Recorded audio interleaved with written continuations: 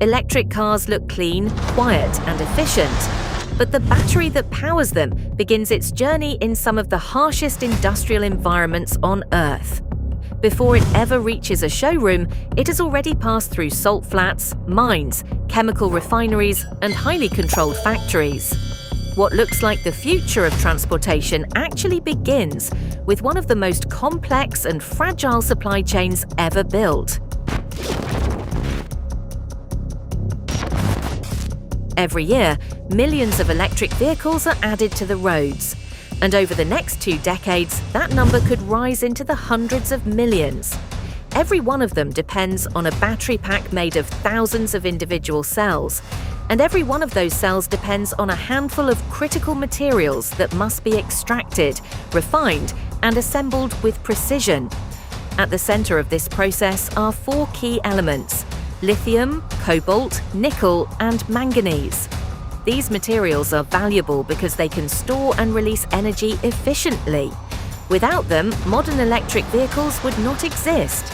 But they do not come out of the ground ready to use. They begin as minerals buried inside rock, brine, and ore.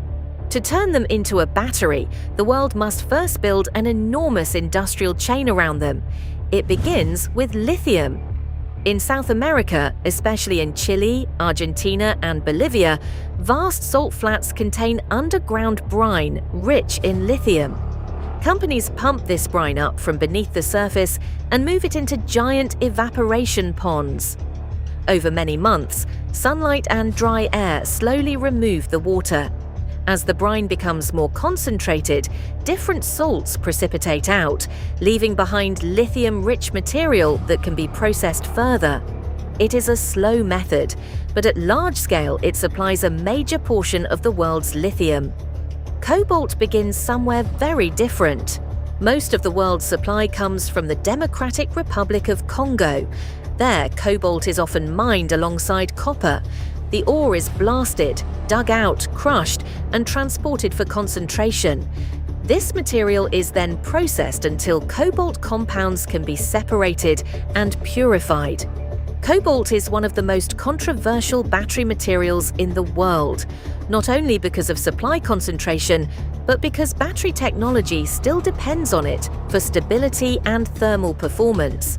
Nickel comes from mines in places like Indonesia, Russia, Canada, and Australia.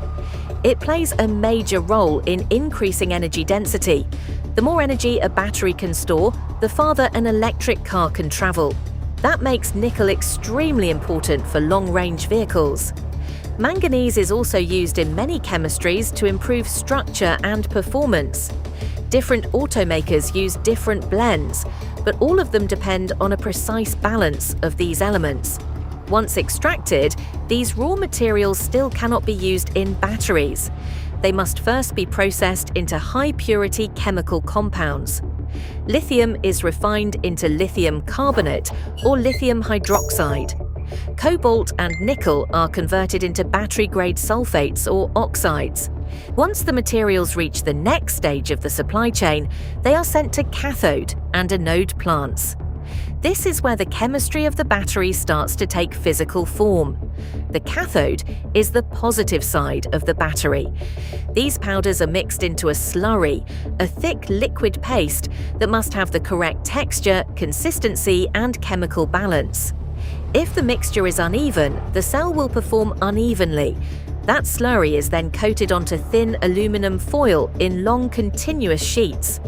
The coated sheet travels through drying ovens that remove solvents and leave a solid active layer behind.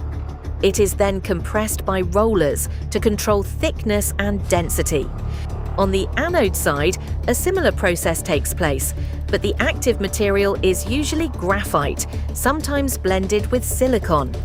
This slurry is coated onto copper foil instead of aluminum. The sheet is dried, rolled, and cut just like the cathode. Together, these two electrodes will later store and move lithium ions back and forth during charging and discharging. After coating and compression, the electrodes are slit into precise strips. These strips are then either stacked or wound together with a separator placed between them. The separator is a thin, porous membrane that prevents direct contact between the positive and negative sides while still allowing ions to move through the electrolyte. In cylindrical cells, the electrodes and separator are wound into a spiral roll. In pouch or prismatic cells, they are stacked into flat layers. Once assembled internally, the cell is inserted into a metal can or flexible pouch and sealed. But it still cannot work. First, it must be filled with electrolyte.